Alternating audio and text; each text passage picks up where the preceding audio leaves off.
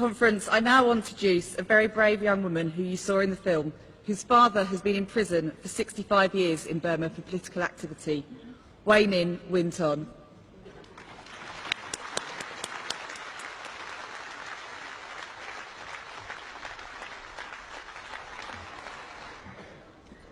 The first time I saw my father was through bars in his jail cell. I was only 4 years old. He had been arrested for his part organizing the 1988 protest against the military dictatorship in Burma. Again, now he is in jail, serving the 65 years and 6 months for his peaceful involvement in 2007 uprising. He is very ill. He has a heart condition, but he's been denied the medical treatment that he needs to stay alive. But my father is just one of the over 2,200 political prisoners in Burma. Many have been tortured, are kept in the terrible conditions, and are denied proper medical treatment. In the past 3 years, the numbers of the political prisoners in Burma have almost doubled. Yet, the generals in Burma are trying to tell the world that they are reforming. In November, they are holding elections, but these are not the elections that will bring real change in Burma. These are elections designed to maintain dictatorship. The only changes will be the changes of clothes for some soldiers. We will end up with the same dictatorship with civilians' faces. Our suffering will continue. The facts on the ground tell the real story of what is happening in Burma. Our leader, Aung San Suu Kyi, still remains in detention. Her party, the National League for Democracy, has been banned. Anyone speaking against the dictatorship faces jails even for making a joke or writing a poem. The media censorship is increasing. In eastern Burma, the military attacks against the ethnic civilians have continued. In recent months, Burma Campaign UK has received reports of schools being mortar bombed, villages being burned, even children and babies being shot. In the past 15 years, more than 3,500 villages have been destroyed.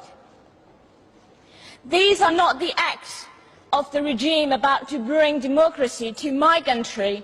These are the acts of brutal killers who will never give up their power voluntarily.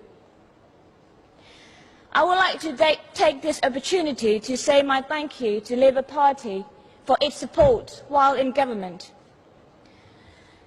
The Labour government was first of the one government in the world to reject the election for the sham that they are. You took the lead in pushing for stronger targeted economic sanctions from EU. You took the lead in pushing for global arms embargo. I would like to say my special thank you to Mr. Gordon Brown and Mr. David Miliband as Prime Minister and Foreign Secretary to take strong such personal interest in helping our struggle for freedom.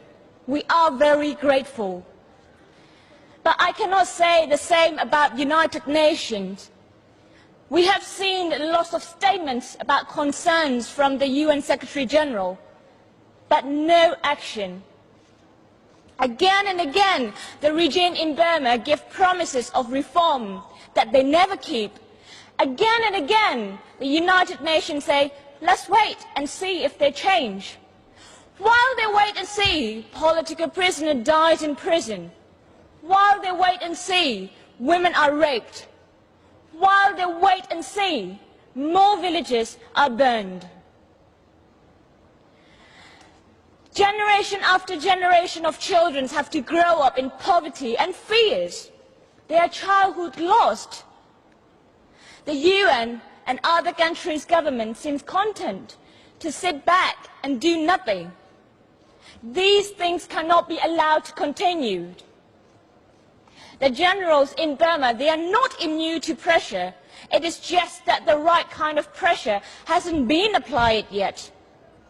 It is vital that international pressure is maintained.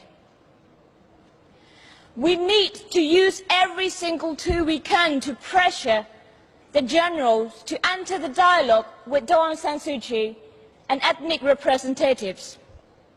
We need stronger and better targeted economic sanctions. We need the world to unite behind the UN-led initiative to force the regime into negotiation. We need UN Commission of Inquiry into war crimes and crimes against humanity in Burma. After this election, the new constitution will legalize dictatorship in Burma. All repressive laws will remain in place, including the law that is used to keep my father in jail.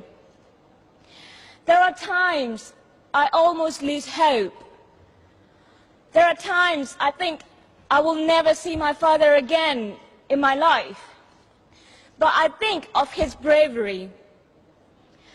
After all, despite how he has been suffered, he has never given up.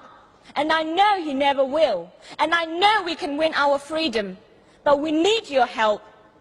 You were there for South Africa, but please be with us for Burma and help us win our freedom. Thank you.